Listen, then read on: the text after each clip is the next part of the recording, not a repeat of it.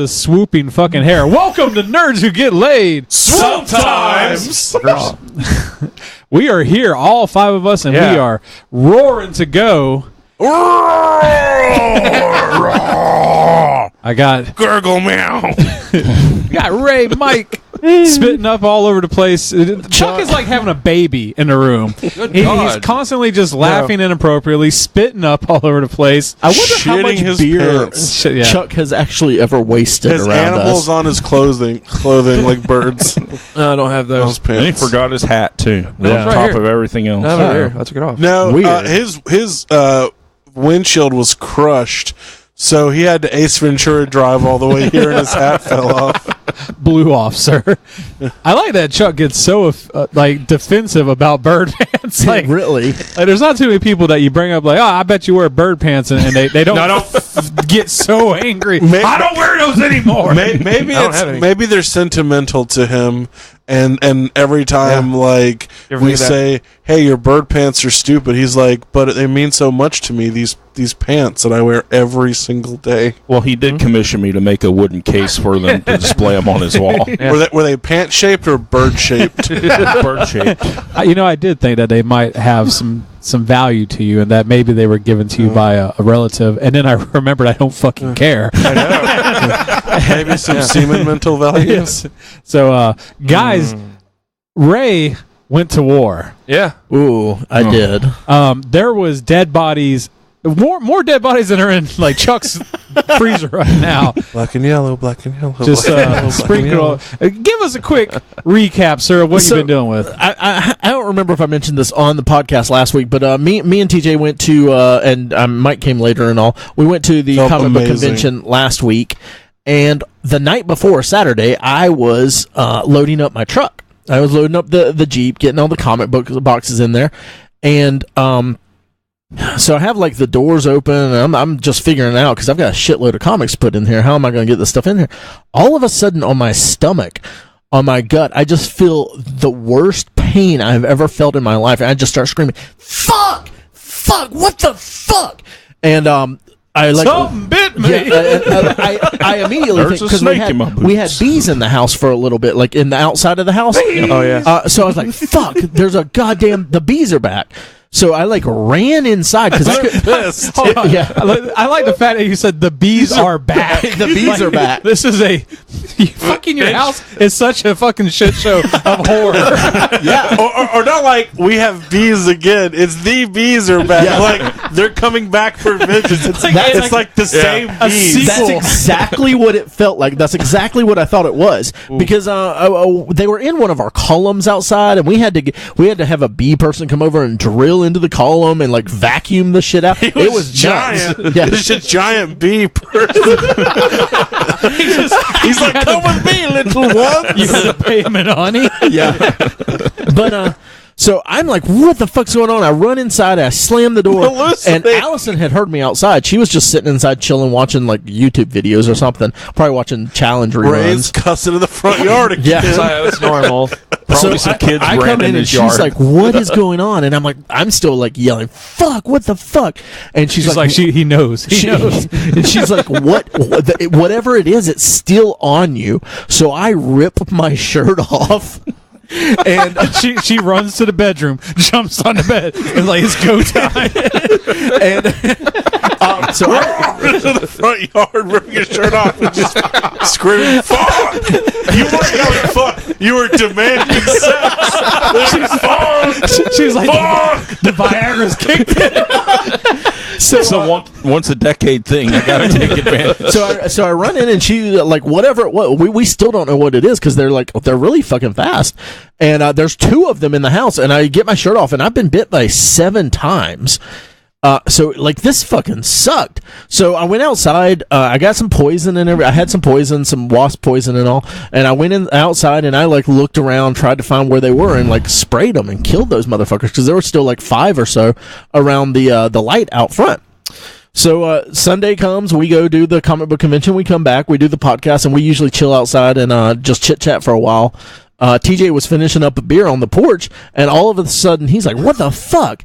And something bit him on the hand. Yep. And it was another fucking Yellow Jacket. So TJ ripped off his shirt. So TJ starts yelling, "Fuck!" and rips off his shirt, runs into the bedroom. and Chuck was out there with us. Yeah, he just starts presenting. No, Chuck is just gone.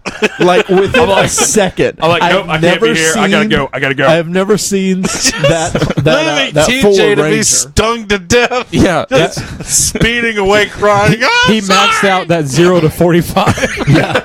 I've never seen a Purple Ranger move so fast. So, he was Flintstoning it with his feet through the bottom. So I come back outside and much trash fell out of it. I look around some more and I'm still not seeing anything. So I step like on the stairs where there's a ledge that you can stand on, and I looked underneath the awnings of the house and stuff, and I'm like, oh, there's a wasp nest, and it looks like there's. So I spray the shit out of this wasp nest and this other Yellow Jacket nest, and I'm like, okay, cool, we're good. That should have been it. The next day, I see more fucking Yellow Jackets. They just got their friends. Yeah, but I finally found out friends. they were. There was pissing on us, man. There's a crack in the side of where my steps were, and they had made there was a fucking Yellow Jacket colony in there, like just nuts. Nests. This was a colony. They had upgraded from nest to colony. There was a form of government. Yes. They had a treaty with the bees. They had a Yellow Jacket enclave. Yeah, they had a flag, the whole bit. Yeah. President. So the whole week I've been getting like those cans of the spray and just poisoning the fuck out of them. And I finally got them to the point on Friday night to where they were just like so fucked up and didn't know what the fuck to do that I took some of that spray foam that you can put in places that like expands 3 times the size and all that, and I fucked those motherfuckers up. And there's my whole shot it in their asshole. It looks like my whole entire side of the steps is just one big bubble. Yeah, looks like the car from Demolition overboard. Man. Yeah. So that was one of my nerd-ons was going to fucking war with insects. I want the video of you taking that out to put that back in place. We got to stop incest right here, right now.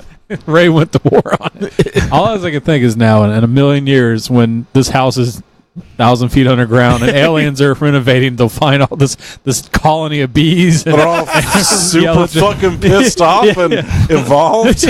Kills them. They're not dead. They're just like holed up inside. That was the thing. I'm like, I'm gonna fucking bury these motherfuckers in their tomb. They're gonna be stuck here. They don't die. They multiply. They're going to evolve like animals on Australia did, because they were all off by themselves now and raise and close them. So they're gonna have like poisonous pouches, claw teats and pouches. They're now under his house where there's no natural predators.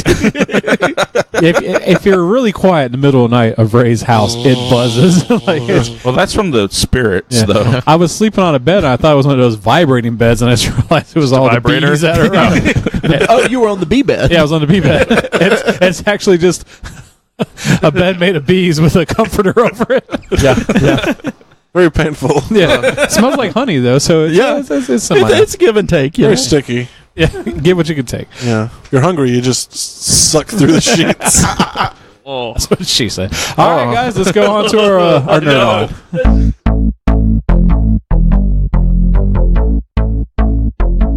Get your nerd on. Get your nerd on. Get your nerd on. Get your nerd on. Get your nerd on. Get your nerd on. Get your nerd on. All right, welcome back to our Nerd On, where we just talk about all the nerdy shit that we've done in the previous week. Yeah, we're gonna kick it on over to Ray. Jacking off to cartoon porn. Yeah. This has not been a super nerdy week for me. Thank God. So I've still been reading through the New Mutants comics. I think I'm in the 30s or so. Still loving it. Because I've read some of the New Mutants before, but this is the Claremont era New Mutants, and I just love his writing. I think almost anything he does, I'm just going to be like super into. So I've been so really. That means we can't trust your opinion. No, this is very the good subjective stuff. This is the good stuff. We talked about World War Yellow Jacket. So that was the best name. That's want to be the song name, the podcast name.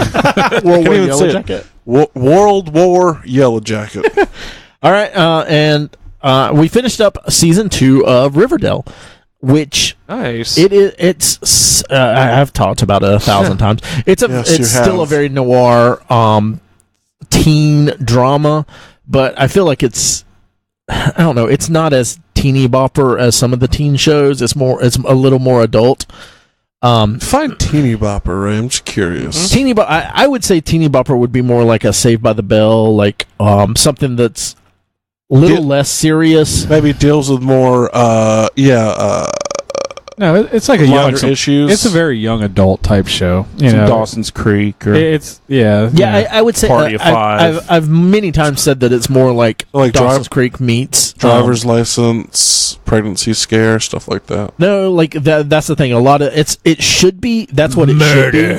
But it's dealing with there's a lot of murders in Riverdale. It's really funny because it's a lot of the with the comics, with the Archie comics.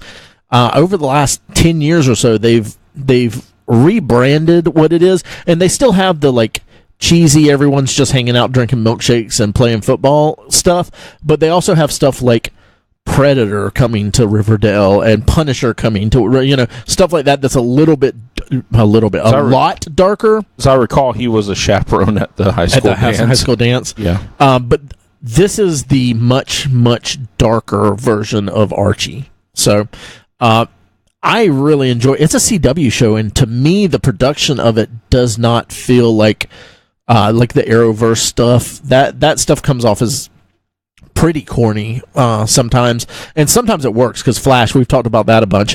It works well with Flash. It's corny. It's ridiculous because it feels like a comic book. But this is a little darker, and I feel like the acting's better in it than most CW shows. So. So we finished up season 2, and of course it was a twist ending, and I think they have really good twist endings at the end of the... Directed by M. Night Shyamalan. Directed by M. Night Shyamalan. I went and saw a movie this weekend. We went and saw The Spy Who Dumped Me. So...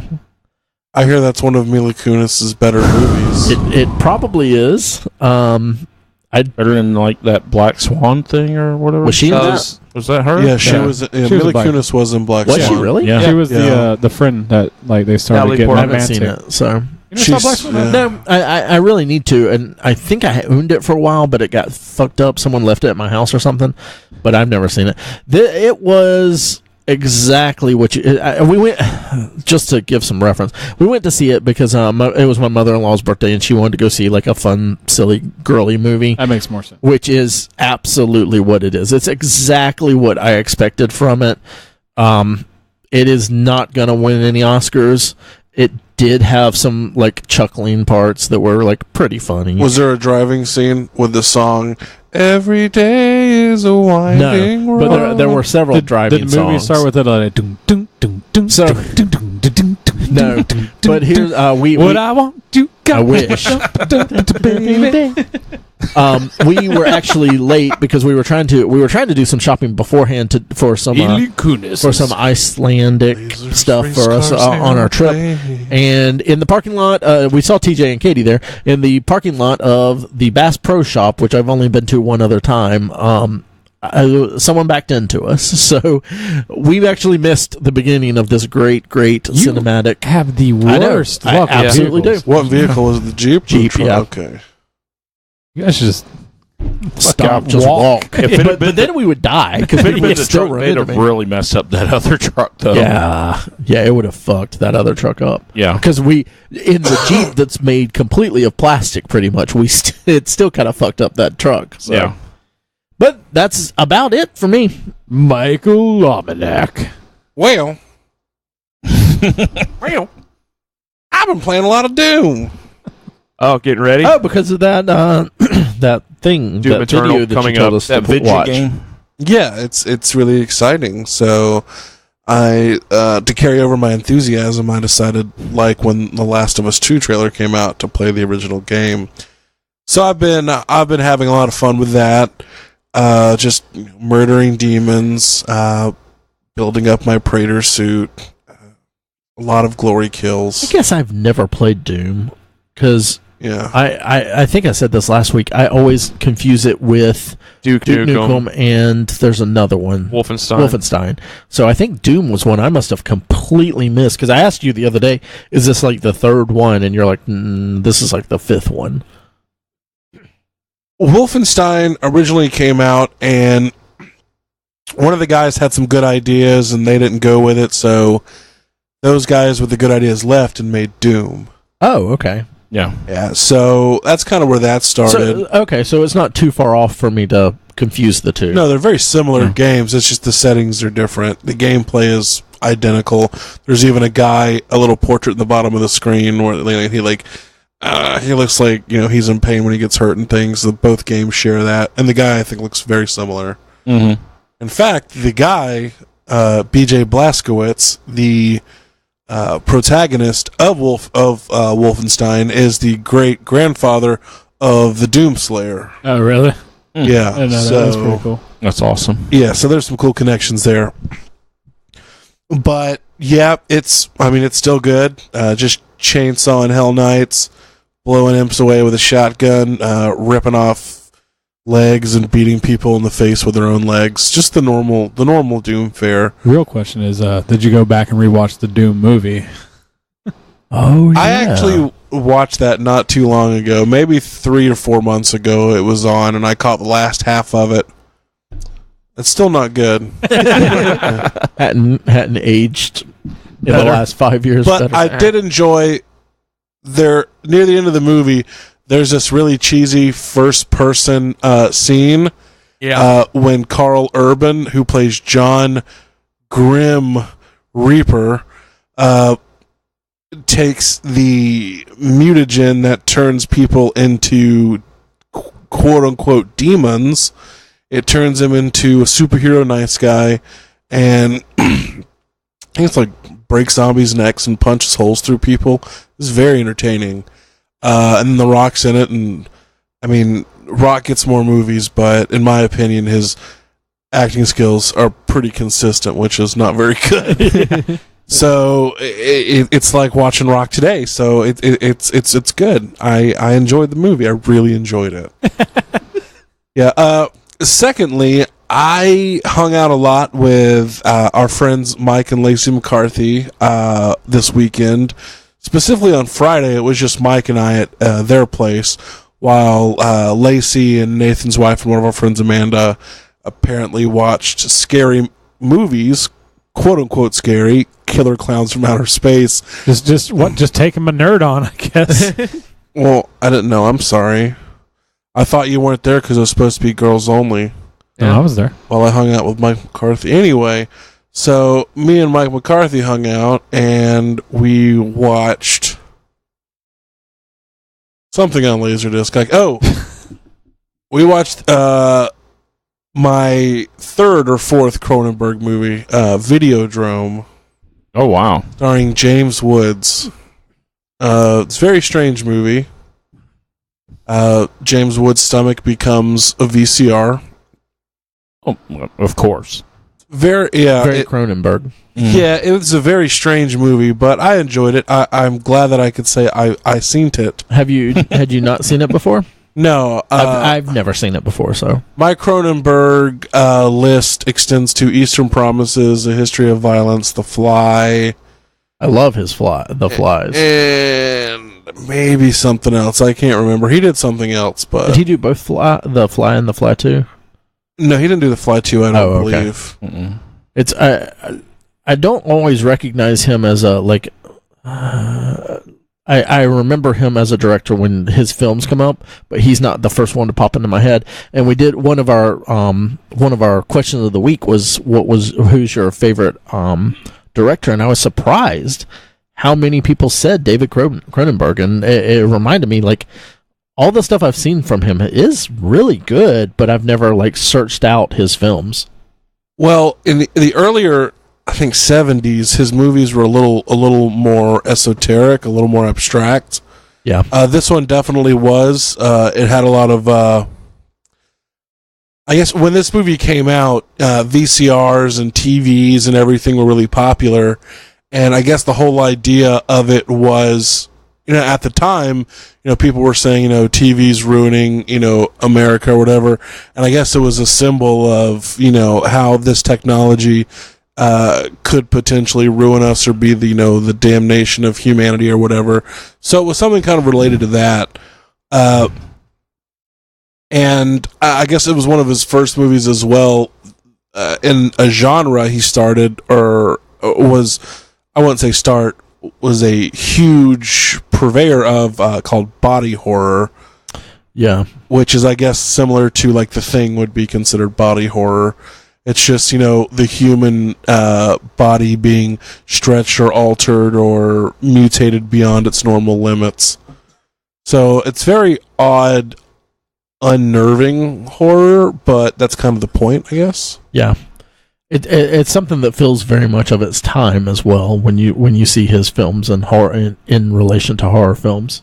Yeah, it's really interesting because I did see The Fly at one point. And I saw it when I was younger, and it really disturbed me, which was also the point. But my first real exposure to Cronenberg was A History of Violence and Eastern Promises. Mine too.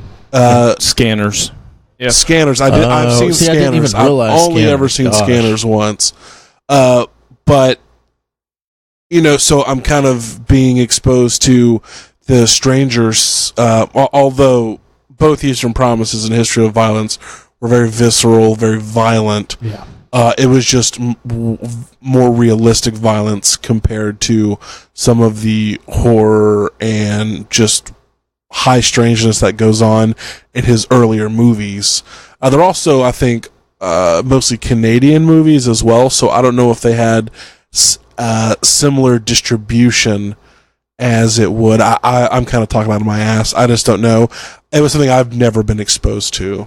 Like Reanimator, I think, would probably be another one, but I've never seen it. I've never seen Reanimator. I've seen Reanimator, and it's... Ooh, that's something. Yeah, it is. Yeah, especially that head scene. You know the one I'm talking about. Been a while since I've seen it. With the guy's girlfriend towards the end. Okay. Yeah, Chuck knows. Anyway, moving on. And if you've seen it, you know exactly what I'm talking about. Yeah. That's really my nerd on. Just kind of hung out there, ate at Larry's Giant Subs again. It's delicious. Is it your favorite restaurant yet? They have a big selection. Mike has a limited palette of foods, so they get the pizza subs, but they are really good. I did have a bite of one of theirs, but the first time I had Philly cheesesteak, it was really good. They had this like kind of Peruvian pepper hot sauce that is kind of a sweet heat like I enjoy. That's really good on it as well. The one I got was called the Inferno. So I got some I think other peppers and everything. It was a race with the devil, but not too bad. Gotcha. They also have 5 separate hot sauces on their table, which I used all of them. So gotta make a suicide of them.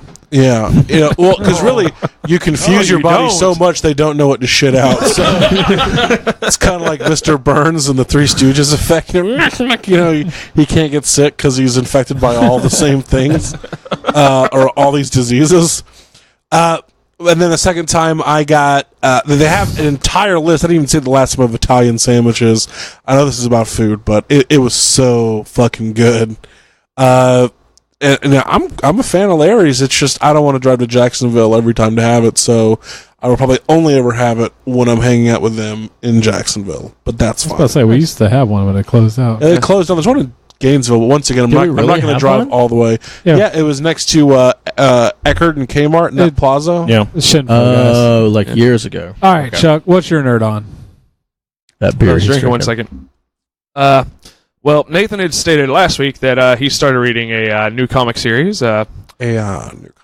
Yeah, Spider-Verse on Marvel Unlimited. New to him, not new to. Well, I would say new to him. The general public. It's 2015 or 14. Was it 14 or 15? Well, maybe it's been a few years. It might have crossed over. Yeah. So I was kind of interested in it. So I decided, you know what? I'll give it a whirl Monday, and I burned through the whole fucking thing Monday. So did you read just the like the I main read 2 issues? of the Into the Spider-Verse, and I'm like, I'm just going to go and jump straight in. Gotcha. And Just like the web slinger. Ray was saying how it was a stupid concept, but Dan Slott was the writer, was able to make something great out of it. I didn't think the premise was stupid, but I enjoyed it. I thought it was a lot of fun. So dumb when you explain it. Yeah. Like there's all these alternate dimensions and alternate Spider-Mans, and then they all have to get together to save everyone. Like it sounds comic book. It sounds ridiculous. Well, it's a comic book. No, absolutely, but when you try to explain it to someone, even someone who reads comic books, how's it hard to explain? No, I'm not saying it's hard to explain. I'm saying it sounds ridiculous. Dan Slott's famous for that, though. I mean, taking a concept that sounds like there's People no hate way on this him will so work. bad. I hated on him for doing the Spider-Man Doc Ock thing when I heard about it. Yeah. It was like, this is about the most stupid thing. Then I read it. And it was amazing. And he has a gift for changing something that sounds like it would be the most bullshit thing, and making it really fun and really engaging. I don't understand. Like I know so I've changed my mind completely about him. I know he's very political on like Twitter and stuff like that, but I honestly think he's a really good writer. Yeah, and I don't give a fuck. I know he changes stuff around, but it's goddamn fucking comic books. Yeah. You can't keep them the same for 60, 70, 80, 90 years. Well, you have to change through things. It will always revert back to the standard quo, but you just got to enjoy the ride. Yeah, that's the thing I liked about the older school comics. So I mean, kind of a soapboxy thing, but the way that characters did change and they did evolve in things like that, where like Spider-Man got married eventually. I'm sure at some point there was a plan where he was going to drop off, somebody else is going to take over. But I think in like the late 80s, early 90s, that shit kind of got blown to the side, because it seemed to me like characters stopped evolving personally and just evolved like, I don't know, powers wise or some kind of stuff like that. Yeah, they didn't want to take the chance and go any further with it. The characters are the same people. They haven't really evolved too much. It's just now they're in different storylines, or different villains are coming up, and they're not they're not progressing as themselves too much. Exactly. I think it's very interesting to see things like the MCU, how it is going, how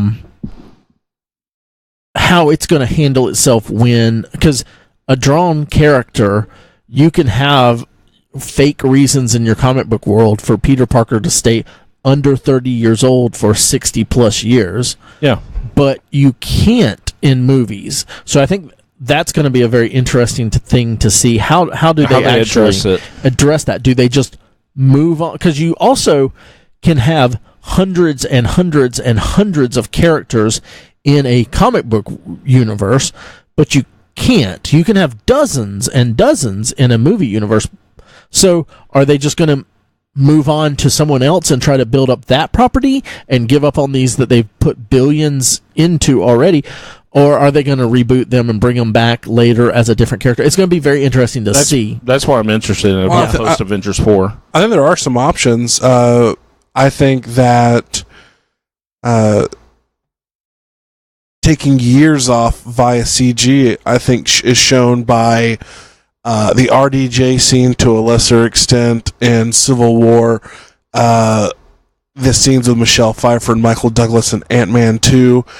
I feel that even the stuff in Rogue One, like the Tarkin, looked really good in Rogue One. I feel that, in the coming years, if somebody would want to maybe reprise their role or extend the role past, the age which would be appropriate, you might still be able to do this with advances in that, because there are many times in all of those movies where I could not tell, especially with Michael Douglas and Michelle Pfeiffer and Ant-Man 2, that they weren't that age. It was I could not tell the difference in a lot of the scenes, and most of them.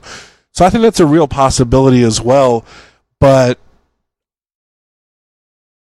speaking, real, I feel that a lot of people, with that being an option other than maybe RDJ, would kind of get tired of the role and want to quit, before that becomes an issue. Yeah. I mean, they're movies, so I would hope that they would reboot. I think they're in the process of kind of handing the torch and getting other characters built up. Yeah. And then you give, like someone like Captain America, you let him fade out for a little bit, and then you just bring reboot him back. Yeah. Not even reboot, just recast. Exactly. I mean, they've successfully recast several characters. That's more what I mean. Lesser characters, well, I mean, if they do a different character and give them a standalone movie, they would probably call it a soft reboot, just so people would allow. I mean, they did it with Hulk. I mean, he's a totally different actor.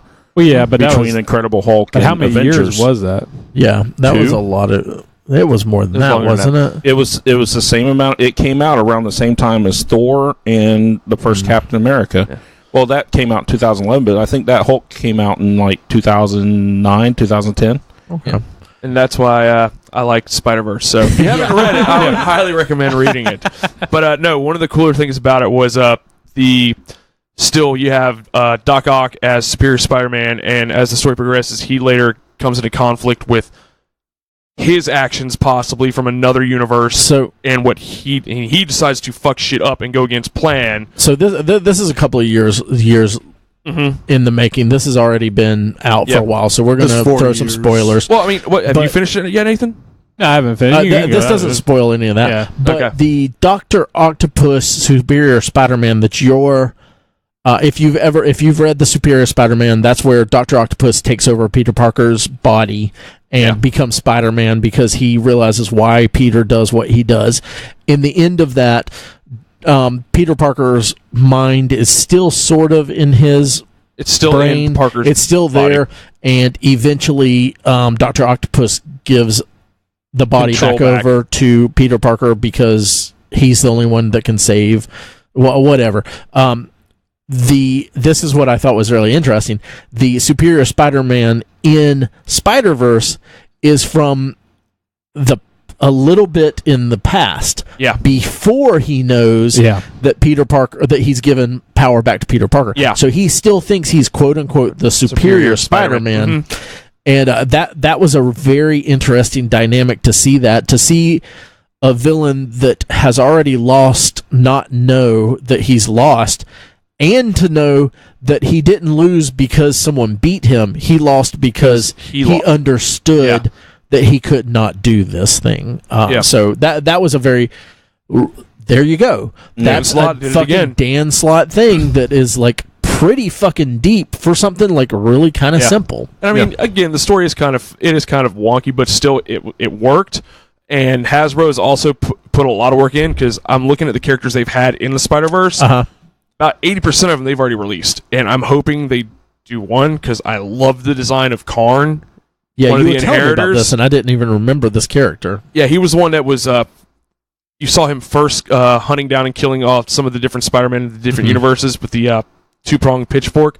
Just his overall design, I loved. He was wearing like that old school diving mask with like 16th, 17th century English like lord clothes and a fucking giant glowing pitchfork. Like, okay, I like this guy already. But if you haven't read it, give it a chance. It's fun. It won't take you long. I've literally read it in probably about like 3 or 4 hours. Is it 8 issues? 8 or 9? Just the main one. There's a bunch of like. I want to say going through the main one was maybe 12. Oh, okay. I didn't think it was that many, but yeah. I thought it ran for a year, but I'm not maybe. sure. Yeah, it's not that long. But other than that, decided watching Castle Rock again. Got caught up with the current episode, The Filter. If you still have not watched it, Ray, you're done with Riverdale. You have no more excuses. The Challenge, no sir. Start Castle Rock. It's still going. It's only on episode 6. He's going to watch The Witch first. Jesus Christ. But it literally, the best explanation I gave you was it's pretty much Stephen King driving a vehicle of X-Files and Twin Peaks. You will love this show. Does that same vehicle run over Stephen King? Maybe. But no, it's still going. It's still going amazing, and it's getting weirder and weirder, because now it's bringing the aspect of one of the characters. His father was a pastor. Well, he's doing other weird shit, And if I've spoiled Like anything, he Nate, was a I am man- sorry. Shit. Like he was a man of religion, or like He was, but or also of extreme animals science. grazed on him. No, like very religious. So a pastor, not a pasture. Yeah, my bad. Sorry, pastor. But if you haven't watched it, I'm tired of telling people to watch it. It's really good. It's like with that Doom video. I did watch that. I wanted to ask you: is the first one as frantic as the second one looks like, or no? Yeah, I Yes? mean they add more movement Okay. for you, but the game is pretty much never stop moving. Okay, I probably will never play that because that looks like too much for me to handle. But That's what she said. yes, Ew. no, she never said that about me.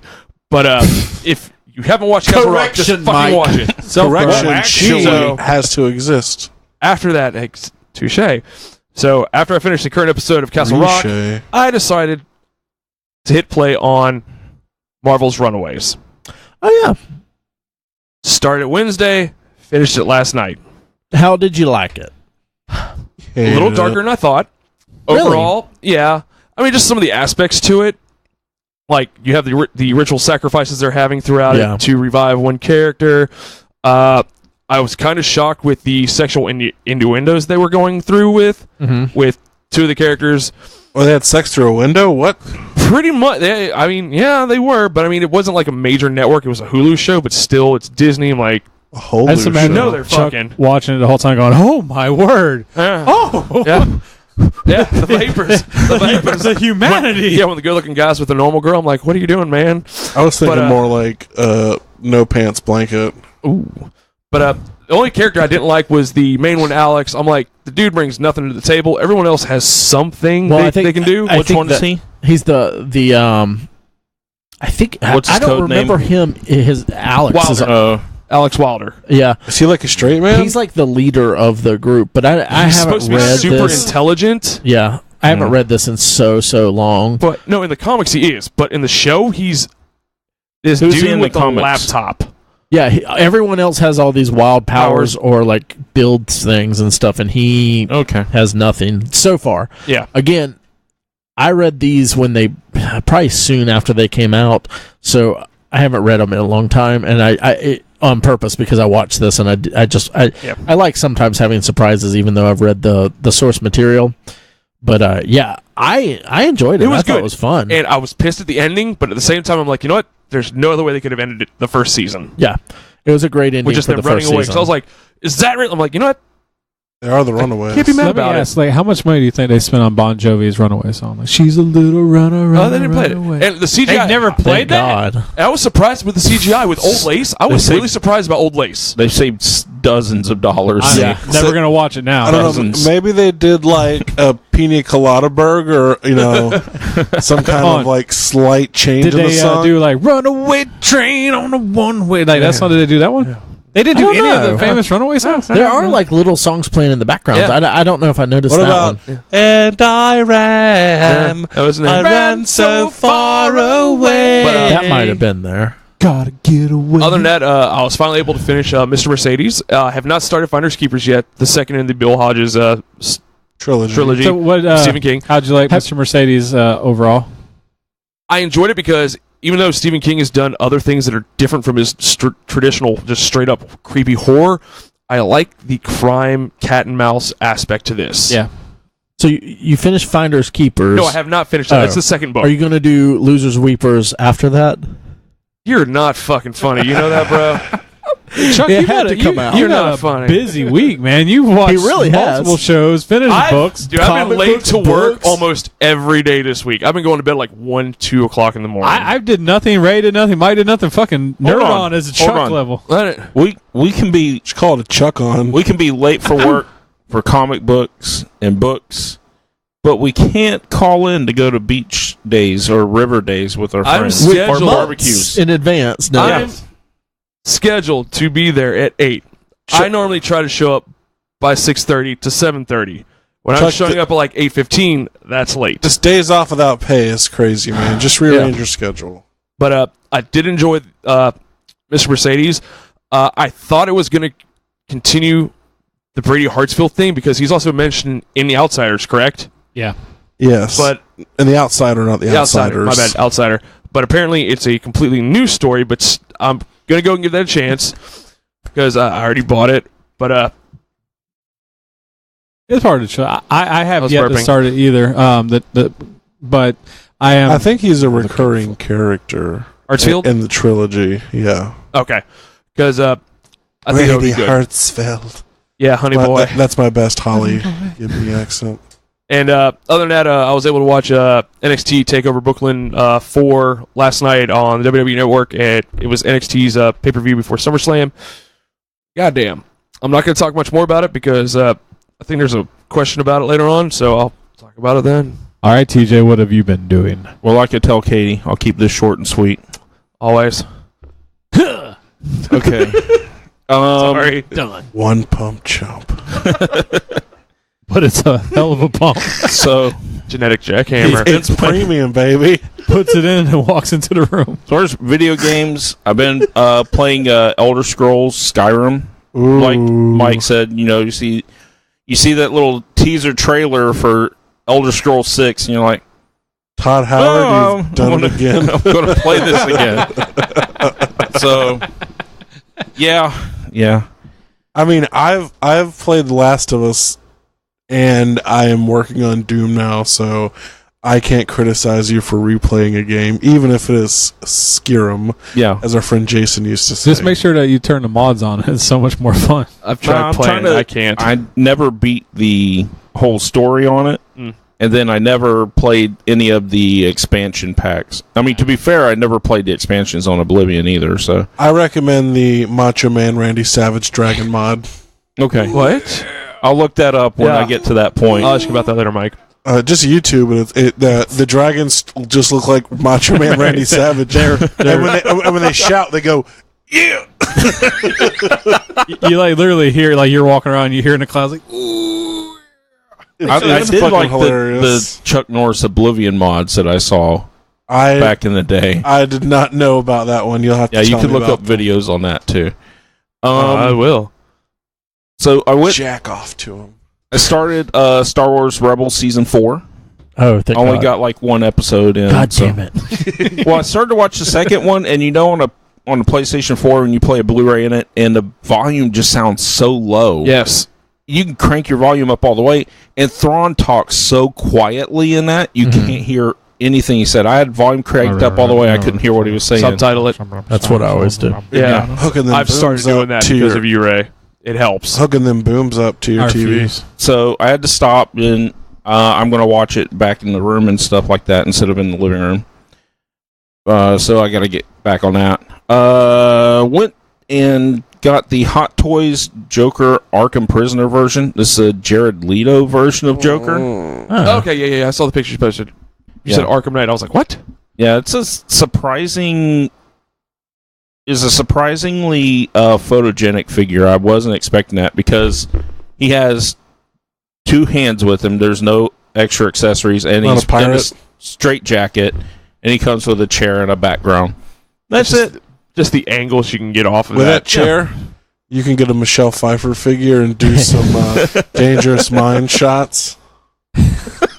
Your Coolio video. Your Coolio hot toys. Yeah. I bet there is one. I'm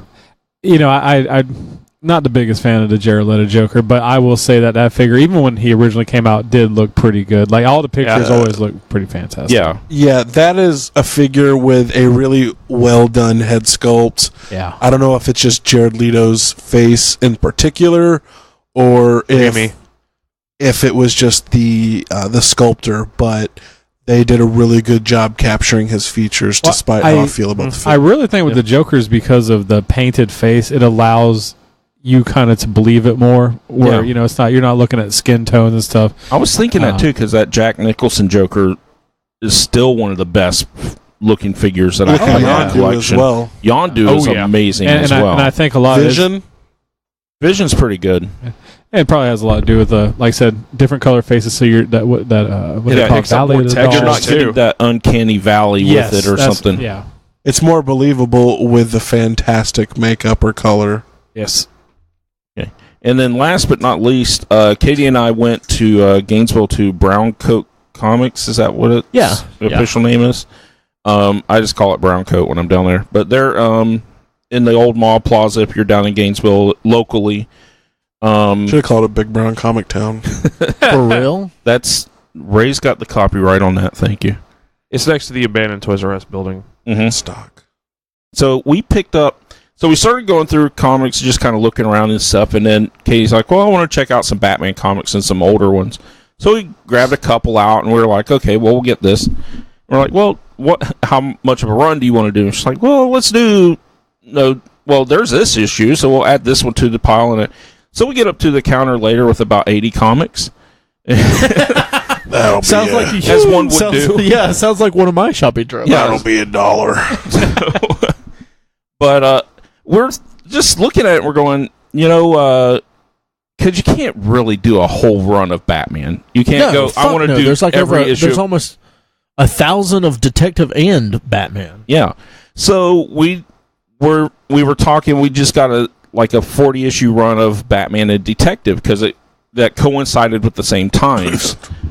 Then we were sitting at home talking. We're like, well, why don't we just do a 100 issue run? And For now. No, just 100 issues. We're going to do that 100 issue run. That's what a lot of people do. Like if they want to do Spider-Man, Amazing Spider-Man, which is 800 now. Yeah, they'll do I'll do 300 to 400. The fabulous Spider-Man. And so we looked at it and we said, no, I'm leaving. No deal. But we wanted to do a corresponding run as far as times and everything. And yeah. For Detective and for Batman itself. Yeah, it's not an overdone period of time for Batman. There's not a lot of overlapping stories where you have to read this issue, then this issue, and so forth. Then like Robin it got and later Nightwing and the Red Hood and Exactly. Batgirl and Batwoman to find out what Damian said to Jack Ryan as he's defusing the bomb. Exactly. You understand perfectly. If I had known, I had 400 issues of each of them, straight through. Yeah, we didn't know we didn't know this was going to happen. So, we thought it would be all these comics. Oops. But yeah, we thought it would be a fun thing to do. We made a couple of rules on it that we can only get them from comic shows or comic book shops. Yeah, don't do them on eBay. Yeah, no online shopping for them and no eBay. Yeah. Sometimes, actually, I'm not going to say sometimes.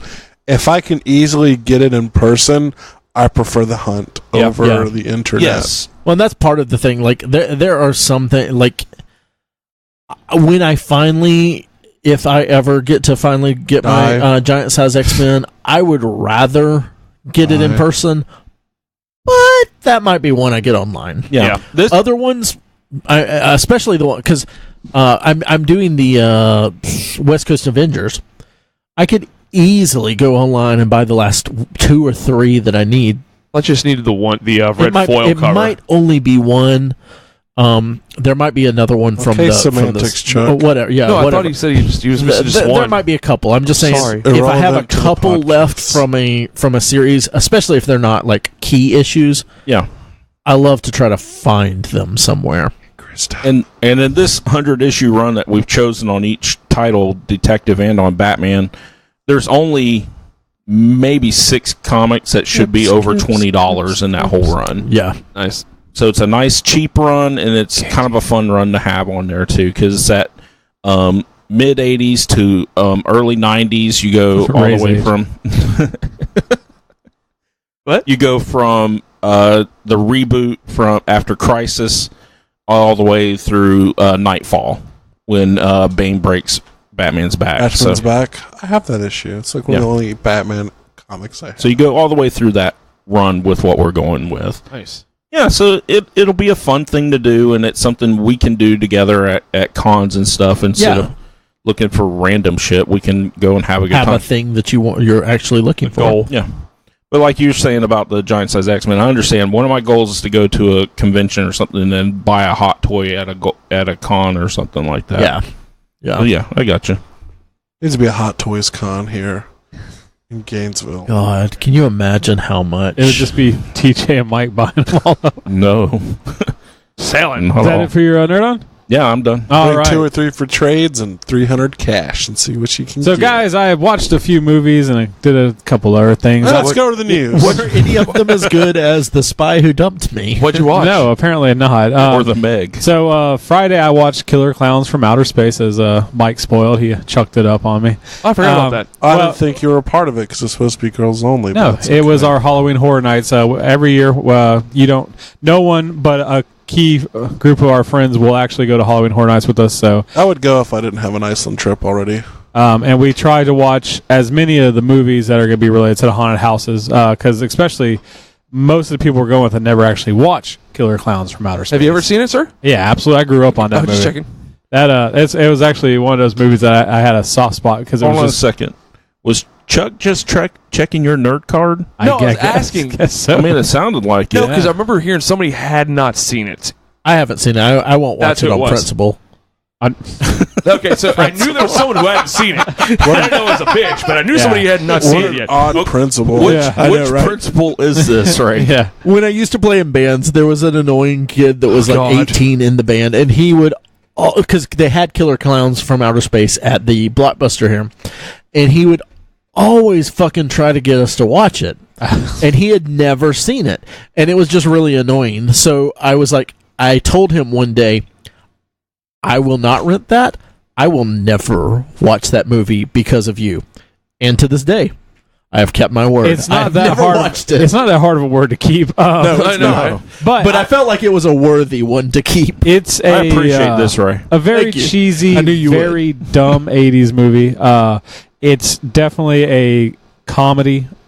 It's I don't think it. No, it's not. It's completely tongue in cheek comedy the Dude, entire it freaked time. me out as a kid. Can I also throw in? As a kid. But now it's great. Can I also throw in that to really fucking piss him off and annoy him, I would also tell him I prefer Earth Girls Are Easy. That's a really good That's movie. good too. though. Good But Jeff it Goldblum pissed flick. him off over the top, so it was hilarious. Over the Top was good too. Yeah, it was really good. Kenny But, Loggins. yeah, if you like really, really well done, I don't know, with costuming and stuff like that, because I mean, it's a lot of prosthetics. All the clowns are made up of. Did you notice that they reused some of those masks for Ernest Scared Stupid? Yeah, you know Wow. what? Because you can tell. Like I Oh, did for think the for the trolls? Some of the other trolls, Yeah. you can definitely tell, and it's just such a dumb premise. And you watch the movie, but at the end, I was thinking, I was like, man, these clowns are actually very successful because they killed almost the entire town. They just, and I just love it because there they go and knock on doors, and these are very scary looking clowns. If you've never seen it, just Google Killer Clowns from Outer Space. So you'll come over to my house and, and watch and it. see it. And I That guess sounds like the last thing you'll ever do. yeah, that's how you get them in there, huh, Chuck? Yeah. But Killer Chucks these from outer clowns space. are knocking on people's door, and they just walk up and open, and they're like, "Oh, hi, clown!" and they're happy to see them. Uh-huh. It's just like, you deserve to die A random motherfucking clown comes to your house. at the middle of the night. Nah. A grotesque, creepy looking I would have clown. a gun. Doesn't matter. Yeah. The Like normal. most beautiful clown I've ever seen. A fucking clown just shows up at What my the fuck house. is a beautiful clown? I'm sorry, I if don't Bozo know. decided to come into my apartment with the fucking fun buckets of dropping ping pong balls, I'm like, come on in, man. But these clowns, no. The only clown I will ever let near me is Bozo the Clown. Exactly. That's That dude's it. fucking But- Pennywise. I'm telling Just you. as premise, just so you know, How? the movie is the clowns are going around and they collect people and they weave them in cotton candy, cocoons. and then suck the blood out of them as they. So they're basically clown spiders. yeah, pretty much. Yeah. Also, What I if watched. spiders just spun cotton candy, and anytime you walked into a spider web, Just be on your delicious. face, it would be Stick- like, that oh, would that wasn't so bad. That would suck worse than spider webs. Yeah. Because you'd be sticky. Yes. And everybody would be a lot fatter running around the woods. Eating all spiders would be extinct because like people would just like walk up and squeeze all that sweet I cotton would candy. have a pet spider. Just give me cotton candy. I also watched a Tim Burton movie. I haven't watched that in years, but I watched called Big Eyes. Has anybody seen it? It's on Netflix. I've never seen it. I've or never even heard of it. this one. 2014. I heard about it. Has Big Eyes? it's Christoph Waltz or what is that? Oh, how I you love say it? that Christoph guy. Waltz. Christoph Waltz. Him and Krista Ritter. It's about a lady that was in the 50s. She painted these big eye waifs like. Oh, yeah. She I did painted see him, something and about this. she met Christoph Waltz's character, who they got married, and he Turned went her in out- for being a Jew. Now he pretty much claimed that he was the painter, and he became famous with it. Although them being married, they shared the money, but she took all the credit, or he took all the credit for years. Yes. What was she painting again? I didn't make it out. Big eye waifs. Google that if you want to know what it looks like. You've seen them. It's kids with extremely big eyes, and they look very sad. But it was actually a pretty basically good movie. anime. Did he do it out of malice, or was it because the fact that she was a woman? So it's one of those, like, he's definitely a con man in the movie. Like, he's overly charming. Mm-hmm. But as you watch it, and of course it's a movie, so it seems like she was not good at talking to people. She wasn't good about selling her art, and he was fantastic. So it's because of him that the art got famous, because he could smooth people. He could really go up there, and he told the story behind the art that got people to want to buy it. He was a great salesman. And she, when she would try and talk to people, would just blabber on about like numerology and just all this other really weird stuff. So she just wasn't a salesperson. Yeah. But at the same time, he was the one on TV. His face was on the gallery, and so she had this internal, because she told no one. Like, she lied to her own daughter, like, when you learn she's the one painting these pictures. So it had a lot to do with her, like, going through I guess checking herself, because her art's there and she gets no credit. Yeah. But there's a whole lot that goes with it. It's a really, really well done movie. It's a good, I'd say, if you got something, you're sitting around one day and you want to watch it, Christy and me both really enjoyed it. Yeah, I saw it on Netflix. I think it was I saw the little advertising blurb on it was that it's one of the first movies that without Johnny Depp or Helena Bonham Carter in it. And for a Tim Burton movie, like, I mean, it definitely has that bright color aesthetics, but it's a pretty straightforward movie. There's little nuances that you're like, okay, this is a Tim Burton film, but it's not a traditional Burton film. Definitely not. It was really well done. And it's called what again? Big Eyes. Okay, for the listeners. Other thing that I've started watching this week, and it's an oldie. I Love Lucy. The entire run is on Hulu. Okay. I don't know how many episodes is that. It's a lot. I don't know. Like, it's 8 seasons, but I don't know how many episodes are in a season. But it's a fun show, 70. Yeah, probably it is, a bunch. Man, it is aged so well. Like, the jokes still work. Mm-hmm. There's some stuff where I'm like, man, like, because it's funny enough, like, watching Big Eyes, which also took place in the 50s. Like, there's an episode where Lucy's talking about numerology and tarot reading. Like, and I was like, that's pretty weird for being, a show of that time. But I guess that was also very, very popular. Yep. Yeah, that might have been like, what memes are today. Ouija board and stuff like that. Yeah. But, man, it's funny on different levels, because the show is just really well done. Like I said, great comedic timing. Lucy... And even Desi Arnaz, they're just really, really good comedic actors. But also, there's little things like there's the episode where Lucy's like just upset, and so Fred comes over. He's like, "Oh, well, this is what you do: just drug her drink, and she'll fall asleep, and you can go out to the club." What? And Chrissy's like, "Great, just drugging your wife, like it's no big." And they're just like, "Ha, ha, ha, yeah, that's what we'll do." And you're like, "Man, time was different back then." Look at the honeymooners, man. You could just pop your wife around and gonna smash her face. Times have changed. Can't do that anymore. But MAGA, guys. I will say it's one of those shows that shot in black and white, so it's still crystal clear and just looks beautiful. I've been enjoying it. I grew up watching I Love Lucy, so it's kind of a weird throwback. If you got Hulu, man, just hit play. It's one of those. It can put it on for background. It's a very just enjoyable show. It's weird to think because Fred and Ethel, the actors in real life, fucking hated each other. I mean, fully despised themselves. So when you watch it, it's like if they had to be like intimate or hug or kiss, like for that show, they had to like be like forced their contracts. Like, we will fire you if you won't do these scenes because they hate each other that much. Wow. It just little things. And if you're a Star Trek fan, you really need to pay these guys some props, because that shows the whole reason you got Star Trek. Is it really? What? Yeah. I know that he's the one that came up with the idea of reruns. No, Roddenberry, when he was shopping that show around, couldn't get anyone to buy it. Yeah. So Desilu Productions, which is Desi and Lucille Ball's company that they started because of the Lucy show, was like, okay, we'll give you a shot. Really? Yeah. That's interesting. That show is just like, also I think they came up with the 3-camera system, and they're also the ones that invented the rerun. So the show has a lot of stuff that it came out with. And last but least, it was a little. I bought a Funko. I haven't done that forever, but I was in Target, and I actually saw a Junkrat Funko, and I've looked for him forever, so I had to buy him. I barely play Overwatch, but he's still my favorite character from that, so I picked it up. So that would be NerdOns, and let's go over to the news and put you guys to sleep. Ladies and gentlemen, please allow me to introduce you to the newsman of the evening, Jimmy Ray Hancock. Come on now. He's with the news. You're gonna read the news now. Jimmy Ray is with the news. Hey Ray, what type of news you got tonight? Well, I hope it's good. This is Ray with the news. Here we go. Ray's with the news channel. Ray's reading the news channel. Ray's reading the news channel. Ray's reading the news channel. All right, guys, so we got some news here. Let's get to it.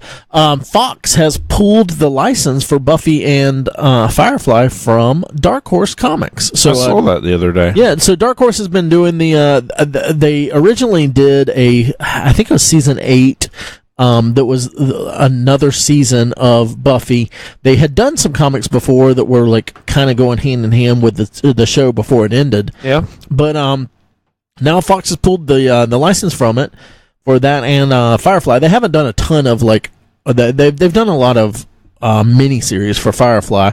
They haven't done a lot of ongoing. But I assume this is probably in preparation for everything going over to Marvel. Yeah. I was about to say, why would they do that though? But going to Marvel, I can see that. Yeah. So which probably means that either IDW or Marvel will be publishing these because IDW has some weird thing. They do some of the Disney stuff that Marvel doesn't do. But we saw Star Wars go from Dark Horse to Marvel. Once Dark Horse really got going after that. I mean, not a whole ton because they also that's not their bread and butter. No. Yeah.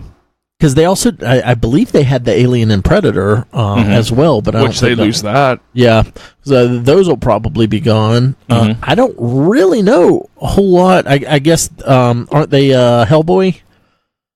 I think Hellboy, so, I believe. Yeah, I think don't know they what's might be currently going on with Hellboy.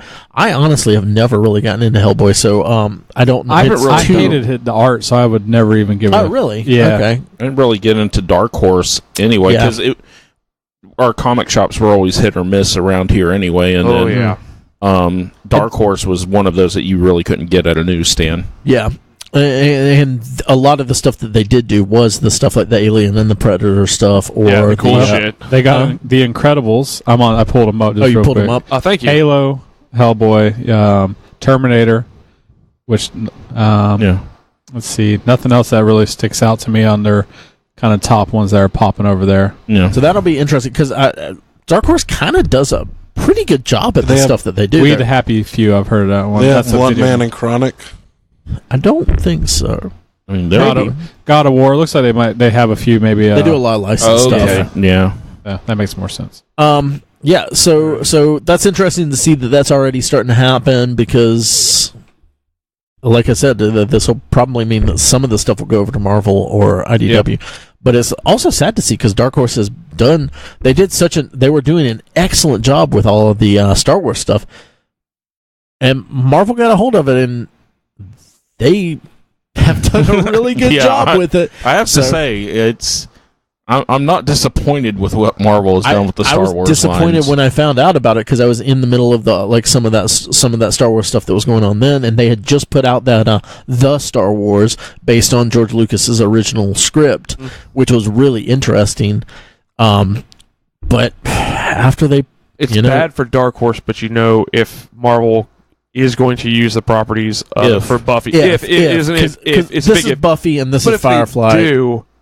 It could possibly be better. Possibly. I just don't see them putting the talent on these that they did on Star Wars. Star Wars is a completely different animal. Now, who owns Dark Horse? Not trying to go off, but is it just their own thing? They're an indie. So what if Fox pulls them and Marvel's like, we're not going to do anything with them, you can have them back? Well, they'll license them back. We'll license them back. That's what I'm saying. Probably just has to be new contract. As a side note to this story too, Joss Whedon's actually coming back to write the last few issues of this Buffy run so that he can close out the story he wants to do. It's going to be a final like the Buffy saga, because they've also announced that we talked about this a couple of weeks ago. There's going to be another Buffy a relaunch of a Buffy series that's kind of after everything, and it's like Buffy's person that she's training or something like that. So yeah, Scruffy. Yeah. So Tuffy. I'm here to get all the vampires. So yeah, I just thought that was kind of interesting. That was just a little thing that kind of has bigger implications going in deeper. A couple of rumors: David Leitch, that he was the director of Deadpool 2. That bloodsucker. Apparently, it's been rumored, it's been talking that he's probably going to direct Deadpool 3. So there's going to be a Deadpool 3. Maybe. This is the way this kind of stuff goes. They're being bought out. Like, Marvel doesn't, I don't think, have their hands on them completely yet. No. So there's nothing that's canceled or whatever. They haven't been able to restructure anything. So it's business as usual. Yep. Yeah. Until that happens.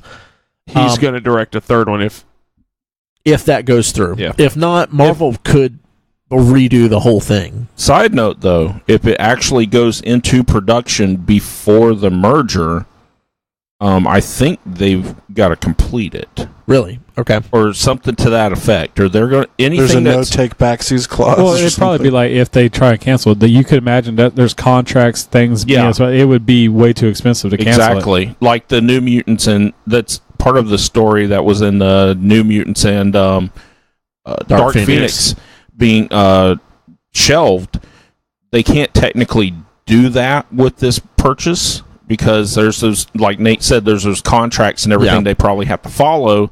So they have to release it in some way. You would maybe think like those people got paid. That's enough. But there's probably other stuff in their contract because they get more fame and stuff like that out of these other movies. There's probably distribution. If people sign contracts and they took lesser pay and took points. There's those type of things that can go on. So there's a lot merchandising. more. There's a lot more to it than just. Oh, well, they got paid their whatever that they get paid. Yeah, because actually, the movie doesn't have to be good. If there's merchandising with it, which Disney loves, there's no reason for them not to put it out. Yeah. And Deadpool's probably the most successful of the I would Fox say franchises. If it goes in it, they wouldn't want to really mess with it too much anyway because it's working what they're doing. Exactly. No, absolutely. And they could just keep doing it under Fox because they own Fox. Exactly. The other rumor is that Kingsman 3 could begin production by early next year in the UK. I don't know about this.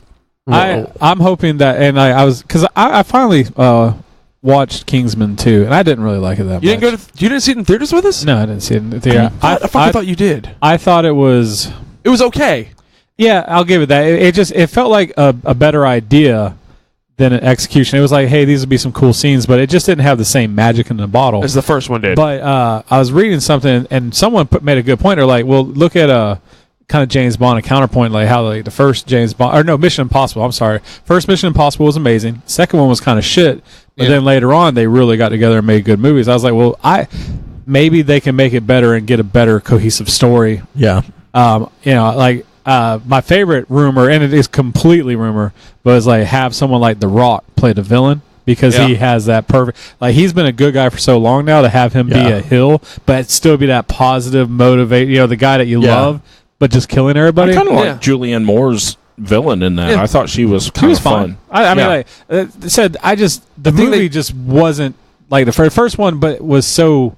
To me, magical. You didn't expect what you were going to get out of that movie. Exactly. And the second one seemed like they tried to go bigger. Yeah. And but so a third one, I'm interested. I'm always open to see what they can do with it. And you can have I always feel sequels are some of the hardest ones to come through, and you can maybe close harder on a third. Yeah, that's true. That's true. I thought it was a fun popcorn movie. It was, but wasn't expecting a whole lot. It was fine. Yeah. I think because of how much, like the first one was good, but I watched it way after all the hype, like everyone talking about it. Yeah, you did. So I watched it and it was like still good. It was good. It wasn't a surprise to me though. It wasn't a like no one's mentioned this. I ended up accidentally renting it and it's great. Like those are the best. Yeah, I love those. TJ's birthday last year, bro. But the second one was wasn't my birthday. It was just a dinner party, bachelor party. I thought it was your birthday. It was the bachelor party thing. But yeah, so I ended up watching the second one relatively soon, like within a year, I guess, of the other one being out. Probably much less, and it was fine. But I agree, I didn't feel the magic from it or anything. Yeah, I'll watch. I mean, if a third one comes out, I'll watch a third. Oh yeah, one. I'll do it. This is Miller World stuff, so it's interesting to see what's happening with all of those properties in general, with Netflix buying them out and everything. So, but this one's still going to be owned, and apparently, this has been one of the few properties that Bob Iger has said that he would like to see continue. So. Speaking of, Bob Iger is Disney. Yeah. Wait, Disney owns Kingsman? Yeah, it's a Sony product. Is it not? Fox, Sony. you mean? Fox. I mean, I'm sorry. okay, I'm sorry. I was about to I'm say. misspeaking. Yeah, they didn't buy Sony yet. Okay, cool. Speaking of one Sony, can only though, hope. yeah. Speaking of Sony, it's looking like maybe Venom might end up being a PG-13 film when they've been talking about for a long time it was going to be an R. I'm fine with that. It's going to be a clusterfuck anyway. I don't think, and that's putting it nicely. I think it's really funny that the things people associate with success. Deadpool was great because it was R-rated. Logan was great because it was R-rated. And it's like, no, it doesn't have to be R-rated. They were actually good movies. Like, if you took the fucks and the shit and all the blood out of it, they would still be good movies. I don't think Deadpool would be good without the violence. Exactly. And Wolverine...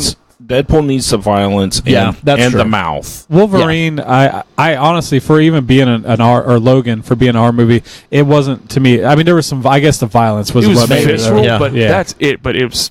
But you could make that movie and take the blood away, and it would be PG-13. Drop a couple and take the fuck bombs away. My main point, though, is that that's not what studios see. Is not going to save Venom. But with Venom, like, it's going to hurt it more. What R ratings do when it's a comic movie, it allows something like Venom to be what Venom should be, without like handicapping. Yeah, exactly. That's why an R rating would be good for Venom. But with them making it PG-13, I know why they're doing it, because they got a shit show to capitalize on the monetary value of it. You put that movie, you get more people in there, and you have a better chance of making your money back. Because that movie is not Logan. That movie is not Deadpool. No.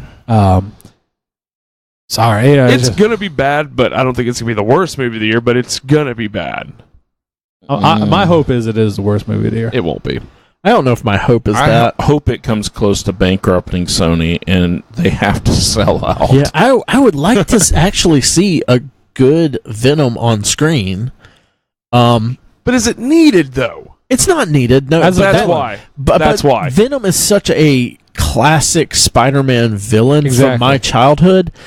I never wanted to see a Venom movie. Yeah. I want to see Venom in a movie. Take the Venom, the design they have here, and put him in a Spider-Man movie. I'd be very happy. And make him scary as fuck. Because Venom, when he was originally introduced, terrified me. Yes, shows up out of nowhere. Spider-Man can't sense him. Yeah, he's that'd just be great. There. Yes. Yeah, and he's fucking killing people, and it's not a mystery of anything. He's legitimately killing people. And it was such a big villain that Spider-Man is fighting his ass off and cannot beat this person. So that was, which is always a great Spider-Man story. Oh yeah, when he's way over, when he's way outclassed, and he still goes back. That's Spider-Man. That's Spider-Man. That's what you love about Spider-Man. Is Spider-Man knows I could die, but this is what I'm supposed to do with great power, because it's great responsibility. So this is his responsibility. I might have to die because of this Venom. That would be great, but I mean, no one. I know a lot of people on the internet. All you internet tough guys out there are like, "Oh yeah, fuck yeah, I love this Venom. This looks awesome." Good, go looks see it like then. Shit. Go see it then if you love it so much. But this is kind of like one of the last straws. Like, it's just not going to be good. An R rating is not going to save this film. Oh no, but. I think a PG-13 is going to hurt it, though. Yeah, it is. It absolutely is. Well, especially if they shot this movie and it was supposed to be R, because there's going to be a lot of shitty, badly timed voiceovers. And stuff. They'll have to re-edit how they shot the movie. That's where it could. hurt this movie, and it'll come through, and you'll see it, and you'll be like, man, there's something off, and then you'll get that weird director's cut that'll probably make a lot more sense. Yeah. So moving on a little bit, Marvel Studios. It's apparently they're going to be filming a Phase 4 movie in June in the UK. There's only really Excalibur? Joking. I'm joking. Only wow. I'm joking. What I would give for an Excalibur film. I would love to see Lockheed on screen. Yeah, but so nothing has been like other than we've got Captain Marvel coming. We know that Avengers 4. Avengers 4. I think definitely. Yeah, Guardians 3 has been next year. Yeah, It's 2020. this is Maybe. This is going to be. Well, originally it was scheduled 2020 was Guardians 3. So, like, probably not that. That's probably not what they're going to be filming. The other ones that they've talked about are Doctor Strange 2. No, actually, I think that's it because I read an article today that apparently old Benedict got a big bump on his pay. Really? Well, and Jumped up to he got paid $4 million for the first one. He's going to get paid about $9.6 for this one. Jesus. they're trying to make him the next Tony Stark. He's probably. a huge star. But also has sort of been announced, and they have a director for already, is Black Widow. So and that's European, and the Eternals was also something that has been talked about in the screen. Kind of wish that one would just go away. Yeah, I'm hoping that one goes away, especially with the movie, with the deal with Fox. I kind of hope that just goes away and just kind of like Inhumans movie. Yeah, just let it go away. Just let it go away. I honestly think this is probably going to be the Black Widow film. I'm thinking this because like they're in negotiations. Because there's negotiations that seem like they're about to close. It sounds like it's probably going to be. Well, like, but it might be both. That's old Benedict's stomping grounds over there. Exactly. But if it's like an espionage like Lefty Nikita, I'd be fine with that for Black Widow. No, absolutely. That would be. I mean, that's the only thing. That and I would like to see. I've said this 1,000 times. Her and Hawkeye. Or here's a long shot idea for a movie. Long shot. I would love that. But Mojo verse. No. Thor, Rocket, and Groot movie. Just fucking around in the UK, drinking at different bars, going around to pubs, fucking up. I am Groot. I'm all for this movie. Right what once went wrong. And hoping each leap is sleep. They just open up a little detective unit, and they're just running around like busting petty crime. Oh my god. It's just petty crime, like cat burglars. But it's like cat burglars, and Rocket has like an actual rocket cannon that he's blowing them to shit with. That he shoots them with actual cats. Yeah. Thor's like, rabbit. Stop, rabbit. Monster Hunter, the successful video game. I'm so pissed I've yet to play that. Mia Jovovich, right? Mia Jovovich. Oh my god.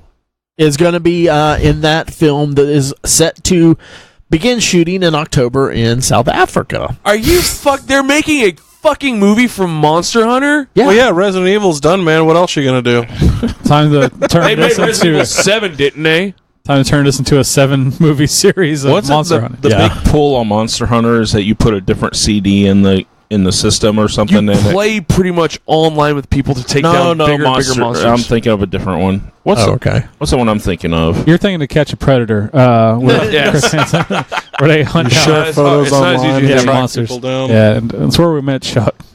Fuck you. Exactly. Does anyone play Monster Hunter? I've never heard wanted any to of play y'all Monster talk Hunter about World. It came out on a PlayStation 4. I just never got the chance to I heard buy it nothing but good things. It's supposed to be a really good game. That's what I was saying. I've heard a lot of good things. I wonder if she's reprising her role as Alice. Yes. In Monster Hunter? I hope she's a fucking cat brand new in the movie. character, Alice. It's Malice. She's even worse. So, Star Trek. Let's talk about Star Trek 4. Apparently, No. Chris Hemsworth and Christopher Pine have both walked away from the negotiation tables for Star Trek 4. Hemsworth died. What are you talking about? Well, He was coming back. No, he was They dead. got to replace Chekhov. I haven't seen the. I guess I haven't seen the last one. Kirk's dad. I know. He died in the I'm second one. fucking Wrath of with Khan. you, Chuck. That's what I'm wondering. Why is he back if he's already dead? Flashbacks. Yes, That's true, too. It's Star Trek, man. You can do time travel and all kinds of shit. Regeneration. Yeah. I He wasn't really dead. He got teleported. I still haven't seen the third one. I haven't either, neither so I have. don't know any of this. It was surprisingly fun. I can't. That sounds the like second you one? didn't like The it. third one. The one with Better Idris. than the second one, though? Yes. Okay. I thought it was better than the second one. But I like the second one. I like the. I honestly, I like, even though they're shitty. I like the. Yeah, they're just space I haven't action loved movies. any. Yeah, I haven't loved any. And the of them. third one was a space action movie. It was the Fast and Furious director, I think Yeah, it was. it that was. That was the third one, I believe. Was Yeah. Just Oh, yeah. But it felt fun. life one light year at a time. I mean, you can't really do another Star Trek without Chris Pine, I don't feel like, because he's Kirk. Captain Kirk in this. So I feel like this is probably just a negotiation tactic, and they're going to be, they're It's like, oh, we're walking away. Chris Pine's like, I'm making Wonder Woman movie now. Yeah, money now. Yeah. You need to just I'm a start sliding cameo some in the cash. Wonder Woman movies. Patrick Stewart said he was going to do another show, so maybe fuck it, just have him as Picard again. Go Or that maybe route. they go to the Kelvin-verse Next Generation. And so we get a Kelvin-verse Picard. Going? Where he has, or he's still bald on the top, but he's got this fucking, ponytail. Yeah. Sounds like a terrible idea. Fuck you. And a Keep going, goatee. TJ. Yeah, keep going. I mean, I'm in. Yeah. You had me at ponytail. Yeah. Horseshoe ponytail? Fuck yeah. That's how it's pronounced. A skullet and a goatee. Just the chin goatee or the full connected goatee? No. It's a full connected goatee. I'm going to beat off Sounds now. like a salt and pepper Lemmy Kilmister. Or Rufus from Bill and Ted. Oh, yeah. Yeah, there you go. Wes Anderson is... Wes Anderson in November and December is going to be shooting his post-World War II musical. Oh, this can't be. Mike. Bombs Away is what it's called? What is it called? It's post-World War II. Right over Hiroshima? Post-World War II. It's based in In Japan. France. He's going to be filming in France. Radiation's not that bad. Yeah. Whew, Mike, tell me about your thoughts about this. A post-World War II Wes Anderson musical. I don't know who Set Wes in Anderson France. is. That sounds too much. It sounds like Did Bill Murray sing? it's too. We'll find out, I guess. I think he Wes has. Anderson has become too Wes Anderson. It's like how Quentin Tarantino slowly become a caricature of himself. Yeah. I feel like Christopher Walken or Samuel L. Jackson, they've Michael all Cera. become... I don't think Michael Cera so much. no. Quentin Tarantino literally looks like someone drew one of those crazy caricatures. True. It's very crazy how he's become so. He's a real live action character. Hey guys, Tim Burton did a musical. I mean, I think it's just something that goes into these eclectic, very eccentric. Burton made a musical? Yeah, he did They're Sweeney like Todd. Sweeney Todd. Oh, that's right. Well, Hamilton did all right. Let's go do that. I preferred Hamlet 2. Oh, God. rock me, Oh, sexy gosh. Jesus. I'm gonna see it, but God I'm damn absolutely it. going to see it. I hate musicals though, so the only reason I'm seeing I it's actually because love of, musicals, so I might go see it with Wes. I don't know who Wes I'll hate Anderson it, is, you'll but I'll love watch it, it. and it'll be just weird. And Ray will automatically like it. I talked about Riverdale earlier. They had a musical episode, and I was so excited because I love the Buffy one. I love the Scrubs one. Anytime that happens in a show, What I'm about like, the fuck Scruffy yeah. one? But this one was actually, I hated it. I love the just South didn't Park like ones. it. Oh, yeah, any of the South Park ones. South Park's bigger, longer, uncut. That is definitely a musical. Oh, yeah. Oh yeah. It absolutely is. So we also got an announcement that there's going to be a Pennyworth, Alfred Pennyworth Batman prequel movie that's going to be in production. No, it's I thought not. it was a show. Please no. No, there won't. No, it won't. I thought it read show. It's a I movie. disagree with this news. This It's is not not needed. going to happen. Is Sony producing it? That's how I feel. Yeah, for Warner That's Brothers. as likely as it's going to happen. Is Are they Sony gonna- might as well be bringing it It's out. a CW made for TV movie. Are they going to de-age Jeremy Irons for this movie? I don't know. Maybe the president of Fox and the president of Sony, Actually, I'm WB. sorry. You're right, Chuck. This is a series, not a movie. Yeah. It is a series. Maybe they were hanging out. I was like, so what we do at Sony is we just say a bunch of crazy shit to get people to talk. You don't gotta make it. That's the crazy thing. Well, we kind of They've backed, been hanging out. we kind of backed ourselves in the corner with this whole Venom thing, so that's bad. But Was Gotham on we'll see. Fox? Gotham Gotham was was a on Fox TV show. So I think yes. this is supposed to be a prequel to Gotham. See, that's the thing So that's Gotham crazy. is a prequel, but this is a prequel to that well, prequel. Gotham is a It worked out good for George type Lucas, universe show. Yeah, because it's not supposed to be taken. It's supposed to be taken with a grain of salt. It's Gotham, correct? You're not. It's not in regular continuity. Yeah, no, it's not. So it's like you take it with a grain of salt.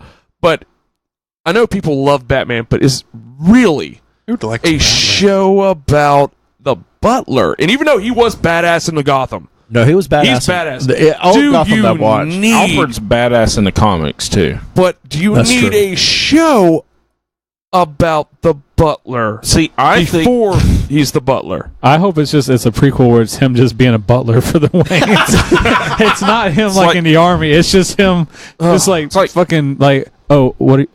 Okay, we're having this for dinner. All right, I'll go to the grocery store. See, that would be interesting because that's a different take on him. Downton Alley. Downton Abbey? Or Abbey, yeah. Downtown Abbey? Crime Alley. Crime Abbey and Downton Alley. I mean, it seems like they're trying to grab in on the Batman cash, and I'm like, come on. I mean, they could name the episode where the Waynes die Downtown Alley. Yeah, exactly. Fuck you. Or they take, Alfred, Bruce's diaper is ripe. You need to go change him, please. So it's more of a comedy, right? away. British comedy? No, it's not a comedy at all. That's the way. You move on. 100% straight. Your diapers have struck terror. That's how much I care about this. I want the next news segment. Okay, so apparently it's looking like Marvel is not going to back down on firing James Gunn. It looks like James is not going to be around for Guardians 3. They may still use most of his script with it having a little bit of rewrites from the new director. They better. And it was to be announced. And Drax is pissed. Dave Bautista is pissed. Dave Bautista is pissed. I don't blame him. No, and I appreciate him being he has stuck to his guns on this. Has he been, not to interrupt, has he been the most vocal of the cast behind him? Yeah. The rest of the cast just did the open letter where they put it out there, but he is like on Twitter shouting out and stuff. And we had a personal conversation with the nerd group earlier because one of the things I was worried, I was like, I like he's sticking to his guns. I like that he's trying to hold up, but he may be shooting himself in the foot. Yeah, you're going so hard. You need to kind of be careful and try. You don't want to ruin it where nobody wants to work with you because of this, or where you walk away because that could be career suicide. I think this is one of those things that people would. I think people will look at and be like, okay, this guy is. He's stand-up guy. I'm trying to come up with something other than the pun of sticking to his guns. He's a stand-up guy. He's going to go out there and if this is what he believes, so he's going to stand up for it. But if you fuck over Disney, but here's the thing: Bautista's made his money already. He made his money before going into acting. Yeah, but he wants to be an actor. I know, but he's not going to be fucking out on the street if he doesn't do this. He's doing what he feels is morally right in his opinion. Yeah, the guy made some stupid mistakes, but that was James Gunn how many years ago? Disney's a company that had Weinstein on their payroll for years. There you go. Look what he did. They don't have much of a moral high ground to stand on this. But Gunn ain't coming back. No, Gunn's not coming back, and unloaded. Yeah, but Bautista, when they made the sort of announcement, he just sent out a tweet with the article that said, "Thanks for making America great again." Oh, he said Disney, thanks for making America great again. So that might be that's the big issue right there, is him saying that. Well, I don't think that's the big issue because the people that anyway. Moving on, Neil Blomkamp. We talked about the RoboCop that is supposed to be the sequel to the 1987 RoboCop film. Mike, this is your jam here. I'm waiting for it to be canceled. Please don't say that. Please don't. Neil has decided that he might not be. No, I'm just kidding. It was you, dude. That's horrible. It was asked on Twitter. A Twitter user said, "Hey, they just rewatched RoboCop last night. Still one of the best. Heart clappy emoji. Can't wait to see the Neil Blomkamp twist. Who should play RoboCop though?" Thinking emoji, and Blomkamp replied, Chantal Copley, Peter Weller. What? Hey, so it's looking like Blomkamp's at least willing to put Weller back into the film. That's my kind of man. Yeah, in some kind of way. So I figured, Mike, you might be pretty excited about that. Grandpa Cop. Yeah.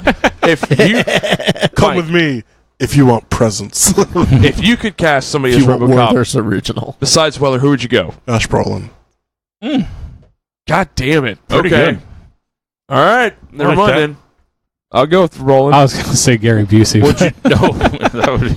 But would you do I was thinking Scott Eastwood, but I'll take Roland on that. just have him in the suit and not have him as Murphy beforehand, or do the whole Murphy shootout and everything? Beforehand. I think it'd be a good Murphy. Yeah. I think he's a little old for that. But Weller was old also for the role. He looked old. Weller didn't look like he's in his 50s. Brolin looks like he's in his 50s. That's true. But you got CGI now. They can Tarkin his ass. You don't want They to can Tarkin his ass. You don't want to do that unless you have to. Well, why are you intensely if trying it to stare at couldn't me be- about this? I'm If it actually couldn't be looking past you. Brolin, Mike, if it had to be one of these young up-and-comer, what would you go with? The Rock. Anybody who is a good actor, I really can't see them as RoboCop. I just don't like many of the young guys out right now. I feel like they don't have really good chops.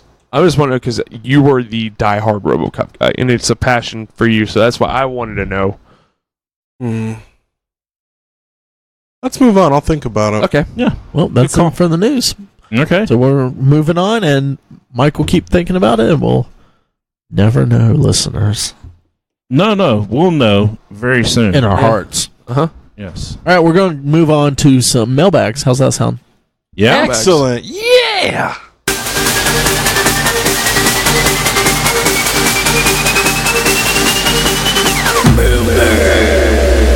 All right, so Want another one, Mike? Chuck's trying to pass out some beers to us. I'm But, trying to get you lube, buddy. Yeah, it's there we go. All right, so we've got a couple of questions in the mailbag. Let's answer them. Ooh. Open that up. All right, so the first questions come from a longtime listener, first-time caller, Brian Marshall. Sorry, I haven't been posting questions. I've really been busy lately, but no, I'm still listening at work. Just poor biceps and pecs. Yeah. Always. That's no excuse, though. Always a week behind. Mm-hmm. So I have several questions that need your opinions. Number one. What are you talking about next week? I'm thinking about buying the Captain America Infinity War hot toy. Since you guys have a lot of knowledge with these, is it really worth the $270 price tag? Can I answer this one? With payment options, it's not a big deal, but that's still a lot to throw down on an action figure. Can I answer this one? We're gonna go to resident authority on hot toys and everything. Chuck, I'm going to go ahead and answer this. Fuck you, Ray. So, there's several opinions flying around about this, but go on. Ray first, then Chuck, and then... Yeah.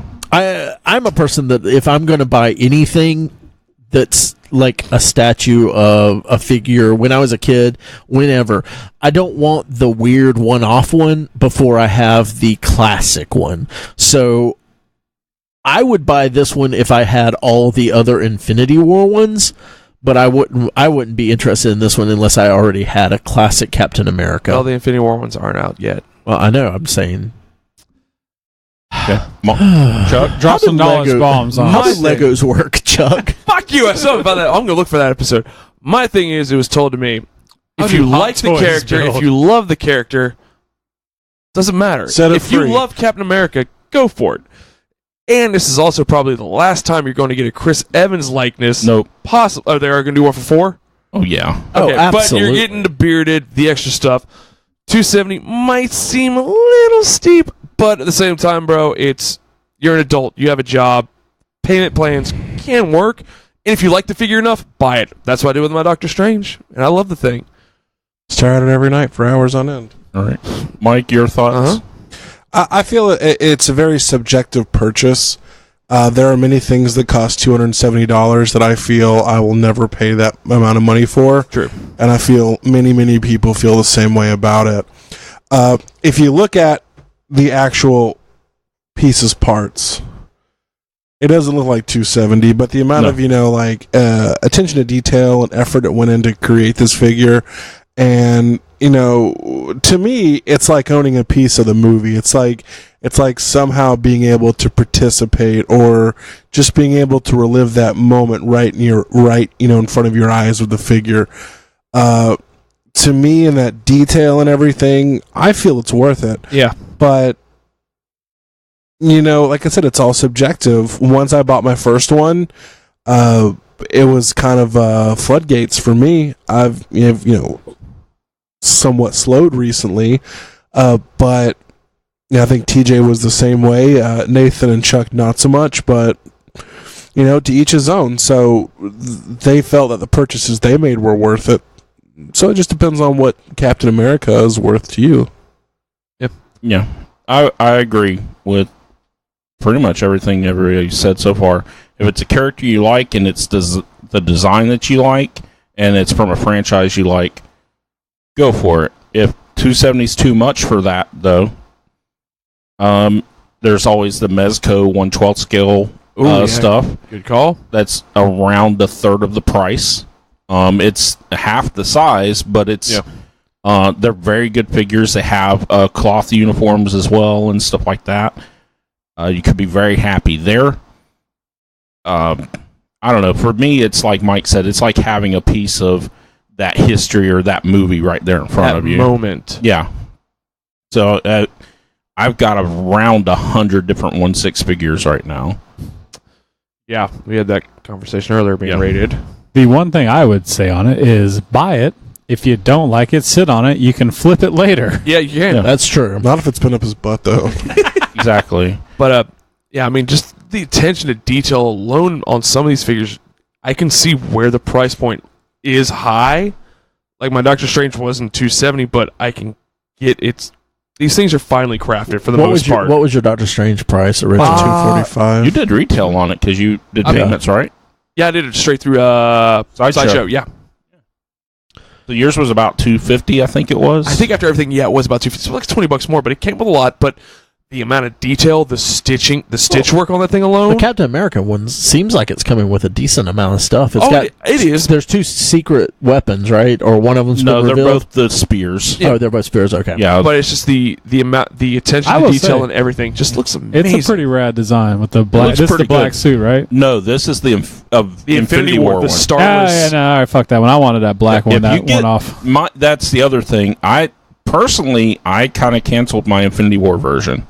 Yeah. I decided not to go with that, and I'm going instead with that 10th anniversary. Awesome. I want to see it in black person. suit That looks version. awesome. That was a cool looking one. It looks cool. Coolest looking one ever. Sorry, I get Brian and Chuck confused so often. Maybe How do you get the same confused? person. You're the same person. Exactly. So maybe Brian should look into the 10th anniversary Captain America figure because that's still really for cool. pre-order. It still will be for quite a while. Yeah, it's a Toy Fair exclusive, but they apparently had several. Then again, once it releases and actual videos get out of reviews and things like that, a lot of times these sell out or whatever else. It'll pick up steam. Mm-hmm. And I felt this design was going to be a more unique design. That being said, I have a classic version of Captain America, the Age of Ultron one. Yeah. And I have the Winter Soldier version, so I'm okay getting a kind of oddball one. Are you talking about the one with the two different shield sculpts? Yeah. Okay, yeah, that one is okay. I would otherwise take a look at that one. Okay, now I realize when you say black suit, I'm like, what are you talking about black suit? Yeah, that one's fucking badass. So his number 2 question is about Venom. Sucks. The Venom movie is rated PG-13. Do you think this hurt the movie? We already answered that early. Gonna make more money. No. Maybe. Little Number kids can 3. see it. Okay, so now Disney owns Fox, which means they own such properties like Alien and Predator. They've made the statement on how they have zero interest in making more of these movies. Now, as a huge fan of both these, it really pisses me off. But with Disney being so family-oriented, could they even make these properties any good? I don't ever see them making an R-rated movie of any kind. They won't. They'll be Disney princesses. No, Miramax. Yeah. Is all I have to exactly. say. Yeah, they have their own stuff. Down and Out in Beverly Hills, Yeah. or what was it? Clerks. Richard Dreyfuss? Oh yeah, Clerks 2. They have Are both other Miramax. branches. It doesn't come under the Disney flag, but No. they have other divisions that Yeah. they release. Yeah, and they'll have Fox. They have Fox, so they can release things as Fox. Fox. Yeah. And Exactly. with those two franchises make their own money, they will continue to make movies. And Yes, they will. I don't know that I've actually seen them say they wouldn't continue making those. So I'm unsure where you got that information, Brian. It would be not Internet. Disney. No, yeah. Yeah, I can see it not Disney being won't make Disney. it. I mean, I can come on. definitely see it being Fox. Xenomorph Yeah. Queen at Disney World. That'd be so cute. Xenomorph Princess. Yeah. Oh my bad. Forgot about that. And number 4, do you guys know anything about the comic book run Infinity War Prime? Nope. Is it worth getting into? Infinity Nope. War Prime, I believe, is one of the newer Infinity things that they're working on. Yeah, they did because didn't they do Infinity Countdown also? Yeah, I was going to say recently? There is an infinite number of these things. I've only read Infinity Countdown, Adam Warlock. I have the Dark Hawk one. There was maybe one more that I read. They didn't really think out that title, did they? Infinity Countdown. Infinity. Infinity. Well, it's still going on. Infinity. Is the thing. So, Well, of course it is. 9, 8. the couple of couple of issues that I've read have been fine, but it's one of those things like I have to get into it more. And I have to I want to read the conclusion of it. No, I want to read the conclusion because When you say the destination, I don't know. Like the trip is important, like reading through all of this stuff. But if the place they actually get to at the end is really, really good, it can change some of that for me. But you won't know that till you get to you finish it. But I'm saying, is it worth reading right now to you? Has it captivated you? Has it gotten your attention? To Not where, yet. I've only read two issues of it. So the answer, Brian, is we don't know. Yeah, well, I don't Exactly. know yet. I'm behind on comics. I read them on Marvel Unlimited mostly. Yeah. So I'm 6 months behind. But Let's for see. $9.99, that's a great deal. Just call Exactly. Batista on the Instagram says, Charles, how interested are you in NXT? Do you watch it at all? If so, do you think it's better than the main roster? All right. I don't keep up currently with the weekly episodic shows they have the of last it. hour of the podcast. All right. With the episodic, it's on Wednesday nights. I'm tired by then, but I will make an effort to watch their Chuck's like takeovers, their 100 years pay-per-views. old. Fuck you. But with that being said, tonight is SummerSlam, WWE SummerSlam going on right now. There is no way in hell that show tonight will even touch the greatness of the show that happened last night with NXT's TakeOver Brooklyn 4. It seems to me that Vince McMahon, he's still in charge of the company, wants to put quantity over quality. It's going to be 4 hours long. 2 matches on the pre-show, 11 matches on the main card. It's the math of how much time is left for each match is ridiculous between all the pauses, all the promos, all the commercials they do. NXT TakeOver, Brooklyn 4, all their events, the NXT events normally run about 2.5 hours. 5 to 6 matches. You're getting quantity over quality. Paul Levesque is the one that's in charge of NXT, even though he's under Vince McMahon. It literally, everything that they're doing in NXT is feeding towards the main rosters of Raw and SmackDown is better, and it's more entertaining, and it's not boring. So is this a yes or a no? Yes, the NXT right now, I am more captive. There's guys and women that are on that program that I much rather watch than it's on Raw and SmackDown. And a lot of them are on from Raw and SmackDown, came from NXT up. Yeah. They've been around for years, but it gets stagnant up there because there's so many people and you don't know what to do with them all. 11 fucking matches tonight on SummerSlam, 4 hours. This year's WrestleMania was 5 hours long. People lost interest and they were burned out. Yes, TJ. It reminds me of the old days when there wasn't like the farm system almost. And that's what NXT is. It's a feeder system. Yeah, and you had the people would have to create their characters on the fly and everything. Mm-hmm. Like The Rock went through like 3 transitions or something like that before he came up with his current persona. First came out, the fans hated him. Yeah. He was Rocky Maivia. Yeah, Stone Cold had like 2 or 3 before that. From WCW to ECW to WWE as the ringmaster to Stone Cold, and then when he quoted made fun of the Bible, that's when he took off. Yeah. You have a lot of... You get that in NXT, I would imagine, that you don't get in WWE now because that's kind of established people and that's like your professionals. Yeah. It's kind of like the way people like to watch college football instead of watching the professionals. Exactly. And the thing that's so crazy is the amount of experience that was just in the ring last night at the Barclays Center in Brooklyn is equivalent to what's going on right now in the main roster. Shut up, Nathan! And I know you're laughing at Mike, and I'm not looking at Mike. But it's these guys like Adam Cole... fucking EC3, Johnny Gargano, Tommaso Ciampa. They're just it's amazing, and it just seems like it's not reflected on the main programming of Monday Night Raw and Tuesday Night SmackDown. So it's good. It's amazing. It is amazing. I know I'm trying. Fuck. We're wrapping it up. All right, so we got one more question from Katie. Katie says, so what's everyone's opinion about Idris Elba being the new James Bond? There's been a lot of dumb backlash about him being black, but I'm having trouble seeing why that's such a big deal. He's a sexy man. Yes. Because James Bond is normally white. That's why people dislike it. He's also normally good looking, but they let Daniel Craig be. Daniel Craig is good looking. No, Daniel Craig is an ugly man. I think before, what was it, Quantum of Solace, where they determined that James Bond was kind of a title? Yeah. I think before that, it's like, okay, you're just throwing random black dude in there to replace. But I think now it's James Bond as a code name. Yeah. Okay, we can put it, that, to me, that opens it up to put anyone in the role. And there's no complaints really on it. And he's absolutely an actor that can pull that off. Oh, God, yes. Yeah. He's built like a brick shit house. Yes, he is. Yes. He can do action. Yes. He can act. Mm-hmm. He's good looking. I'm getting wet. And he got the voice. And if you've ever seen The Office, he makes women wet. Mm-hmm. Yeah, and that's what you need in James Bond. And he's aware, Charles. He's aware of the effect that he has on women. You needed me, Charles? Yeah. Yes. Charles Minor? Yes. All right. Well, that is our questions for the week. All right, guys. Chuck's got a few more beers to finish off. Another amazing episode. Finish the beer. We'll do another wrestling rant. No, it's not a rant. It's just it's the truth. That was a fucking rant.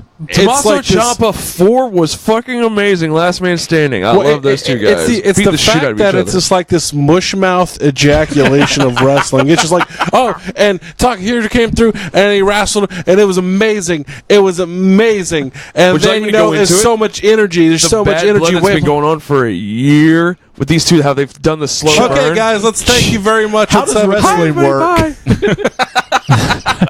We get two guys that are really sweaty. Hey, check us out on Spotify. Shorts. Thank you for all the social media. The questions have been coming through. Twitter has been great. Thank you for everything. Thank you to Chuck's hockey hair. Yeah, follow us on the Twitter. Follow us on the Instagram. Follow us on the internet, on the Spotify in general, and subscribe to our podcast. To live locally, so subscribe to that show. Live locally, follow us in the store as well.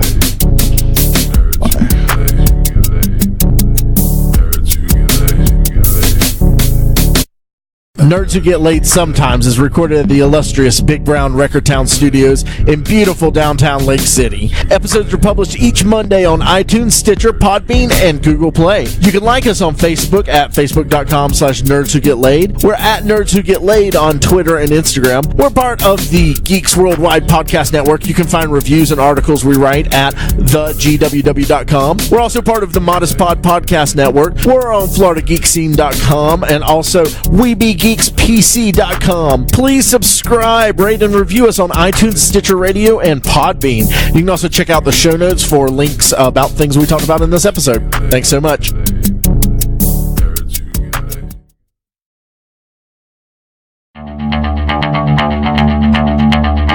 This has been a production of the GWW Radio Network. Please don't forget to subscribe, rate, and review us on iTunes, Stitcher, and SoundCloud. Also, check out Geeks Worldwide at thegww.com for all the latest news, reviews, and opinions on video games, comics, movies, TV, cosplay, and more. Geeks Assemble!